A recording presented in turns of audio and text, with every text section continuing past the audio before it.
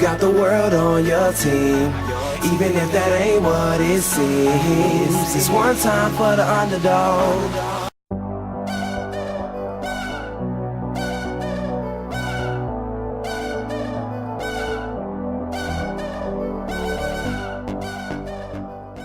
What's going on, guys? Your captain speaking. Here we're in our 5th episode of Mud, maybe 6. I don't even know. But Paul Poslonsky gets a tackle. I hope you guys like the intro there. It took me just a little bit of time, but you know, whatever. 1st and 10. This guy has been cooking all game so far in this first quarter. He's just been eating up the clock. It's already 3rd down and 7, or it's already the almost the end of the first quarter, and he just got bad midfield, and he converts on this 4th down and long conversion, which is a big blow to us because we know he's going to eat up some more clock. And here we go with a screenplay. He barely gets out of the sack there, but we'll take the 4-yard loss on him.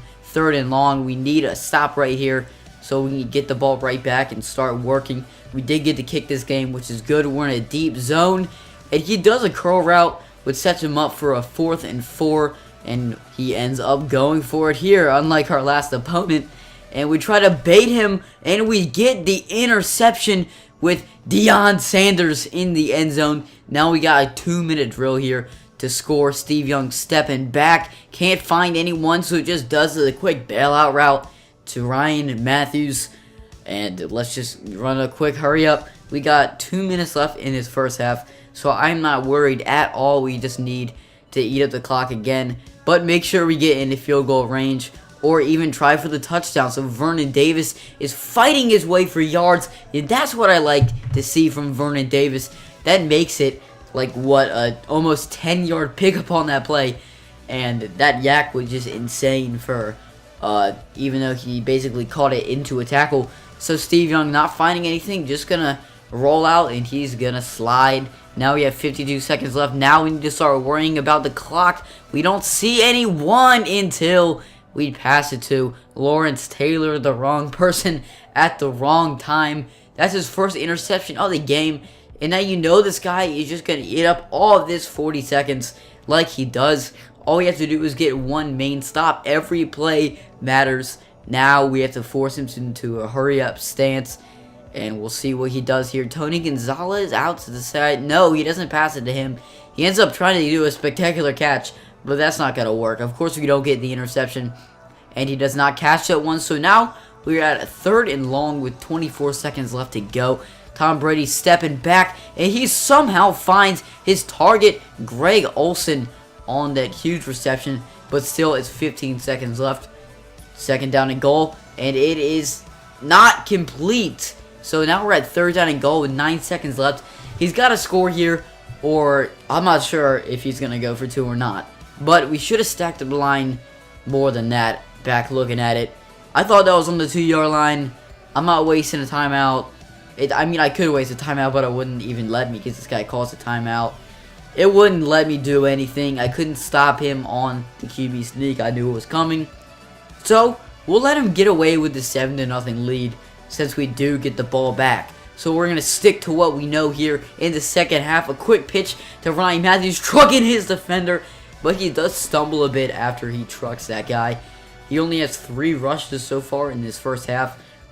Now we just pass it to him, and somehow the Ryan Express finds a way to turn negative yards into a 4-yard gain. Almost looking like Barry Sanders right now.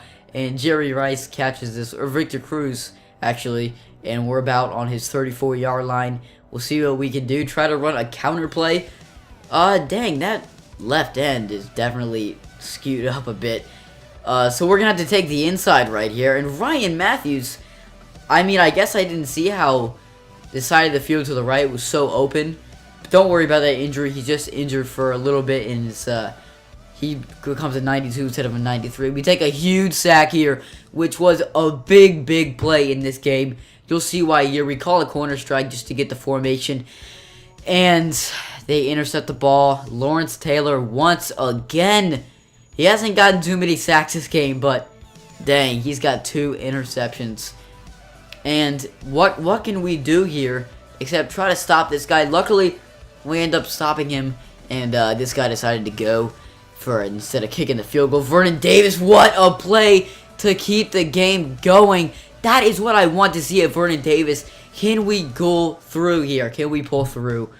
Let's see what Baldwin got. One of our receivers was injured on the play. So we'll see what we got. It looked like it would be wide open, but the ex-receiver took a very weird route, and here's a good play. Let's see if we can get it. It's 30 seconds. Not going to try to force anything, but it's wide open. And what a terrible, stupid animation by EA. Just take a look at this one if you guys couldn't see it. Man, Delaney Walker was wide open, and I even threw it past, let him in. He was closer and in and away, so I don't see how the defender could have caught that. But we got to let that one go going into the next game. We had a perfect season going so far. My gameplay's got a little messed up. I'm not even sure if that happened. But we did, in fact, have a perfect season. But let's get into the game, too, shall we? Ryan Matthews, shovel pass to him, turns it into an 11-yard gain. We're playing versus 666. Seahawks uniforms. We got the Bears once again. Let's see what we can get at this 3rd and 19. What a play by Vernon Davis. My favorite tight end of the game, because I got him for free. I got him in a wager match, just like basically a lot of these other players. So 4th and 3, I decide to go for it, risk it. Jerry Rice, you know, if you got Jerry Rice, why not use him? We get into the end zone for 6. Now, at the start of the second quarter, Joe Montana is gonna find his target, but only for a 4-yard pickup. Now, 2nd and 7, he does convert on that quick 4th down play. And now he's got to work the clock right now, make sure he doesn't do anything stupid. And Paul Poslunsky gets that interception at the end of the first half. Let's see if we can do anything with this. We got a nice, fair 30-second drill here. And we find Victor Cruz across the middle. And we're at half field right now with 30 seconds. I don't call one of my timeouts yet. I'm not sure why. I guess I was thinking I'd do some running plays or something like that just to seal off the field goal. I should have done that, but we're just going to run out of bounds on this play. We wasted about 10 seconds on that play. Now we only have 3 seconds left and still 2 timeouts left. So we're going to end up kicking the field goal. Janikowski does end up kicking it. The 40-yarder. He's failed me in the past. I missed several 55-yard field goals with him. You don't get too many 54-yard field goals. Usually just 55. But Dante Whitner gets the pick. And if we play our cards right, it could be very hard for our opponent to come back. We just got to make sure we get into the end zone. So 2nd down and 4, we dive into the end zone. Now it's 1st and goal on the 1-yard line. And let's see what we can do here. We just run a quick play. 4th and goal. Don't ask me how we didn't convert the first 3 times. But we end up getting in. There's really no point of kicking the field goal there, being up 13-0 opposed to 10-0. But he's got a whole 4th quarter to work with, and this is what I'm scared of. AJ Green, he's got speed, and I really want that card. Now it's 4th and 2. He's got 1 reception. That was his first reception of the game, and this guy, needless to say, doesn't have too many yards. This is the game right here. Marshawn Lynch gets stopped. What a tackle by Brian Arakpo, my right end, and that will seal up the game.